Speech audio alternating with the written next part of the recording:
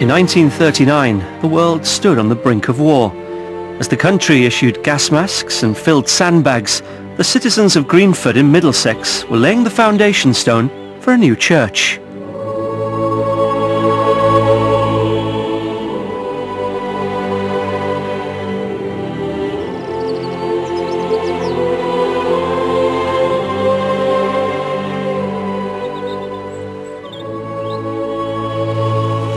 Seven weeks later, Britain was at war. Undaunted, the local community here kept calm and carried on. By the time of its dedication back in 1941, the new church had faced 2 wartime Christmases and survived the worst of the London Blitz, and so many others had not.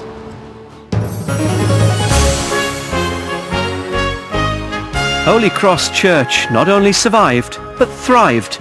And as the present-day congregation sings Advent hymns by candlelight, we hear wartime Christmas memories from the home front.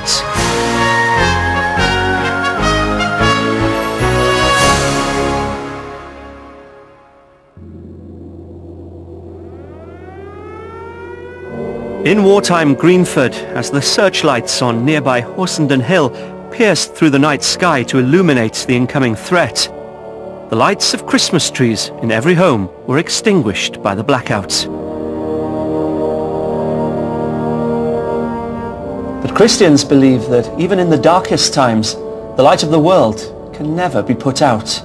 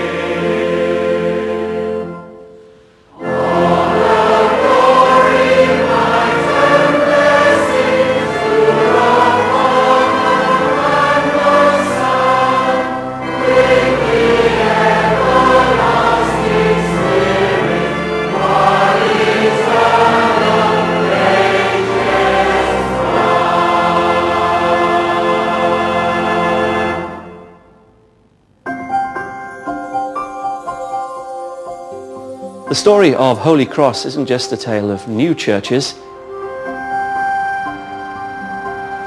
It's a tale of 2 churches. Throughout the 1930s, Greenford had grown from a village to a London suburb. The church-going population grew accordingly and could no longer fit into the old parish church. So this is Greenford's medieval church. It is, yes, yes. It's tiny. It is. It seemed to have been quite early on they decided they wouldn't get rid of the old church. But eventually they came up with this idea of having a new church but linking the 2 together. So they would always exist as a pair and always be treated as one, sent one church. Obviously the new church was needed for the numbers, but I don't think people wanted to lose the sense of continuity with the past by losing this older church. And there was obviously a lot of dedication in the area to build this new church because it wasn't built at the easiest of times. Yes, yes. I mean, I think there was this sense other churches were being bombed, there were people being made homeless all round, and this church somehow survived and could be seen to be going up during the Blitz. And that was, yes, I mean, a tremendous sense of expectation and hope and comfort, I think, to people. I'm sure there are times when Donald Harris, the rector, thought, I'm never going to do this. I've taken on something bigger than I can cope with. But I suppose that's your Christian faith, isn't it? That you can believe that you can do something, and if you just keep going and put the energy in and the effort, then it will come good. And they did. And they did. Yeah. Can you imagine what it must have been like for those young families that first Christmas in their new church? Oh yes, it must have been wonderful. I think Christmas is a wonderful time anyway, but to have so many people together under one roof and this brand new church, all singing to the glory of God, must have been a really wonderful experience.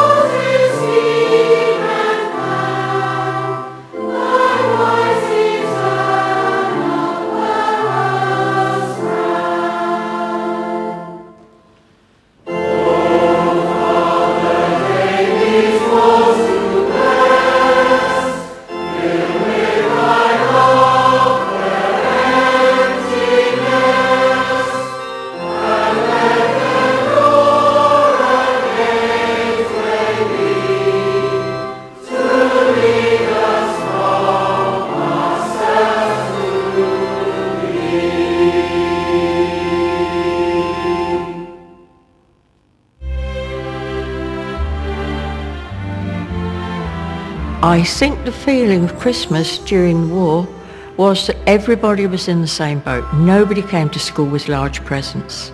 Nobody came to school with spanking new clothes. With rationing at Christmas, everyone was the same. No one had more than anyone else. I remember the first wartime Christmas was a very cold one. I'd always wanted a Christmas tree, but my father was unemployed for a great deal of time when the Depression was on, so we'd never been able to have one. And I got up and I went out into the living room, and there on top of a very big old gramophone was a very small Christmas tree. And I was really thrilled, and I remembered that all my life. It was a very nice, warm, friendly place here. Oh, the whole church would be decorated with things. And of course we took part in doing all the decorations, which was great fun. This has been part of my life for so long. Christmas in wartime was very austere in every respect. You didn't have many presents. They could be second-hand. Mums had an awful job trying to concoct a Christmas dinner. We had rabbit stew. I don't think many people would enjoy that these days. Although it is lovely, I must admit I enjoyed it, I love it. I can remember a rabbit pie once, and we did make Christmas puddings, but we had lots of carrots and things grated up into the pudding, and sort of whatever suet you could get off of the butcher, and the butcher was very careful that it was all shared out regularly to everyone. Parents generally tried to keep things as normal as possible, but obviously there was rationing, so there wasn't as much food around, and toys were limited because a lot of toys had been imported, and of course that didn't happen in the war. But we tried to celebrate. We went to Christmas services, we went carol singing, and we listened to the radio because there was no television. I mean, the only entertainment was radio. and the programmes there, apart from Itmar and one or two of those popular programmes. And that was always annoying because the transmitters shut down when the sirens sounded, and if that was in the middle of Itmar, it made everybody very cross. My happiest memory, of course, would be getting married on Christmas Eve. My boyfriend and I had been going out together for about 18 months. Out of the blue, he got this letter from the army to say he had to go and join up. And that was to take place in about 10 days' time. So we had a little powwow, and he said, how about getting married before I go? So I said, I'm quite ready for that. That particular Christmas, 41, obviously was very special to us, and we had 45 years together, so that was lovely. Although I still miss him, of course.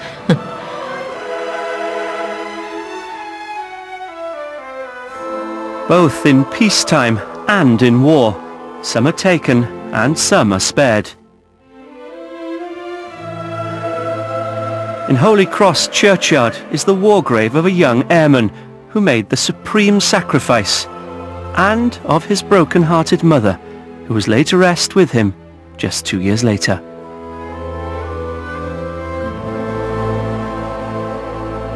But they also served who never fought on the front line. The lamps outside the church are a rare memorial to honour the Home Guard. Created in 1940, this band of civilian volunteers, immortalised in Dad's Army of course, first began to lighten the burden on civil defence in the darkness of wartime. And visitors crossing the threshold are reminded that God's word is a lamp to our feet and a light to our way.